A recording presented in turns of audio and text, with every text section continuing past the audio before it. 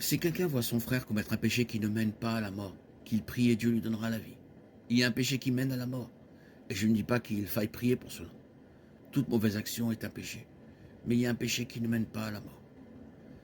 Certains citent ce passage de 1 Jean 5, 16, 17 comme le texte de preuve du concept de péché mortel et de péché véniel. Dans ce passage, Jean dit « Si vous voyez un frère commettre un péché qui ne mène pas à la mort, priez et Dieu lui donnera la vie. » Je parle de ceux dont le péché ne mène pas à la mort. Il y a un péché qui mène à la mort, je ne dis pas que vous devriez prier à ce sujet. Toute mauvaise action est péché, et il y a un péché qui ne mène pas à la mort. Nous considérons que la mort mentionnée ici est la mort physique et non la mort éternelle en enfer. Lorsqu'un croyant persiste dans le péché sans se repentir, il finira par atteindre le point où Dieu décidera de le retirer de ce monde. Dieu purifie parfois son Église en retirant ceux qui lui désobéissent obstinément. Le péché qui mène à la mort n'entraîne pas la perte du salut, mais la perte de la vie terrestre. 1 Corinthiens 11, 30. C'est pourquoi beaucoup d'entre vous sont faibles et malades, et quelques-uns sont morts.